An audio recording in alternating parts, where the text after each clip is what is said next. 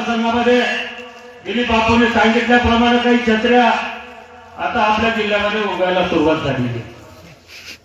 कुठेतरी कार्यक्रम घ्यायचा, कुठेतरी शासनाची मदत येताना पाहायची आणि आंदोलन करायची। यांचे धंदे काही लोकांनी या ठिकाणी सुरू केले। पण आता कुठले आमचे लहान लोक जे काय आपल्या सोयाबीनवर येलो मोजाचा अटॅक आला, आमच्या शेतकऱ्याचं सोयाबीन गेलं, तूर गेली, हरभराही गेले। आता याची मदत भेटत असताना कुठेतरी सर्वे करावा लागतात। सर्वेच्या माध्यमातून पूर्ण त्याचा सर्वेचा अहवाल शासनाला पाठवला जातो। सर्वेचा अहवाल करत असताना गावातली सर्वे, नंतर तहसीलकडे प्रस्ताव द्यावा लागतो, तहसीलचा जिल्हा स्तरावर, जिल्हा स्तरावर शासनाला, विभागीय स्तरावर आणि नंतर शासनाला तो प्रस्ताव जातो। आणि त्या माध्यमातून जे काही वर्षाला 3 अधिवेशन होतात। शासनाचं जे आपल्या शेतकरी बांधवाचं जे नुकसान होतं त्याच्यावरती शासनाच्या बजेटच्या माध्यमातून तरतूद करावी लागते, पैसा उपलब्ध करावा लागतो आणि नंतर शासनाची मदत आपल्या खात्यामध्ये या ठिकाणी पडायला सुरुवात होते। आता कुठेतरी लाल्या रोगाची मदत मिळाली पाहिजे, कुठेतरी कापसाला, सोयाबीनला भाव मिळाला पाहिजे। अशा प्रकारच्या वल्गना करून काही या ठिकाणचा एक काहीतरी कार्यक्रम झाला। त्यांनी सांगितलं त्या नालायका माझा एकच म्हणणं, तू कसा भाव देणार, 10,000 15,000 तू समजून सांग। केवळ लोकांना पैशानं सोपं असतं, परंतु खरंच या लोकांच्या सुखदुःखात जाऊन त्याच्या आडी अडचणी जाणून घेऊन त्याच्यावरती मार्ग काढणं कठीण असतं।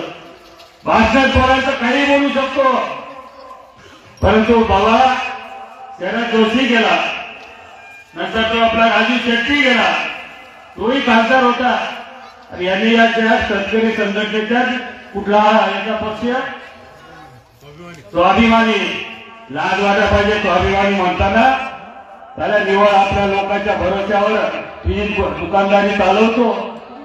कुठे गेला तुझा स्वाभिमानी पक्ष? ज्यावेळेस चिखली येथे गाडे नावाच्या कुटुंबानं, व्यापाऱ्यानं आमच्या शेतकऱ्याचा दिवाळ काढला, त्यांनी शेतकऱ्याला लुटलं, त्यांचा माल जास्त भावानं घेतल्यानं दिवाळ काढलं।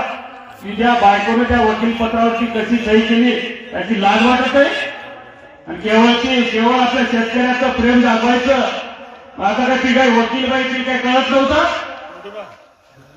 दोन्ही बाजू नेतेगिरी करायची, परंतु खास करून आता मी आजच्या सभेच्या माध्यमातून त्यांना जाहीर आव्हान आहे, आम्ही वैयक्तिक स्वरूपाचे, राजकीय स्वरूपाचे आरोप करा, जे काय आलं तुम्ही काय करणार आहे ते सांगा, पण खालच्या पातळीवरती येऊन जर मतदारसंघामध्ये आरोप करताल, स्टेजवर जाऊन तुझ्या कानपट्टीचा बात घेतल्याशिवाय राहणार नाही, एवढं आव्हान मी त्यांना आपल्या सभेच्या माध्यमातून काय तर मागच्या बोलला होता। तो काय करू शकता आणि तुम्ही माहित आहे, आपल्या तिथं बसलेली मान्यवर मंडळी, सरपंचही बरेच होते, आपल्या सर्कलमध्ये दिसत होता।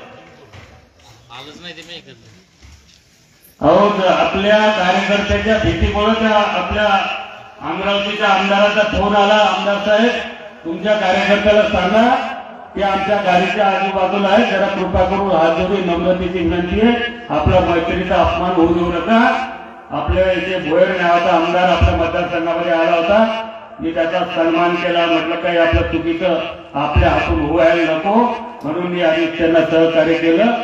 आता तू मतदार लोकसभा लढायची, लढ, कसं लोकांचं भलं करणार आहे ते सांग, काय काय लोकांसाठी करणार आहे ते भाषणातून सांग, परंतु केवळ लोकांना शिव्या घालून किंवा खालच्या स्तरावर बोलून विकास कामं होत नाहीत किंवा कामं होत नाहीत। जर तुम्हाला पाहायचं असेल तर शरद जोशी पासून राजू शेट्टी यांनी लोकसभेच्या सभागृहामध्ये सुभेद्रा किती वेळेस भाषण केलं जरा माहिती द्या।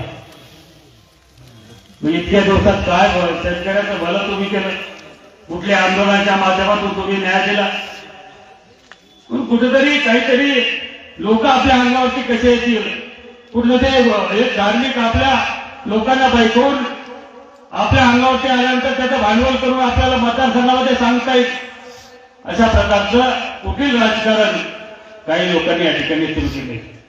आमचा जो उमेदवार झालेला आहे, मी तर आजच जाहीर करतो की अवधाजी बाबाच्या आपल्या सर्वांच्या आशीर्वाद भावी खासदार माननीय प्रतापराव जाधव साहेब मागचे 3 विक्रम विधानसभेत लोकसभेचे जे काही मताधिक्य अगोदरचे होते,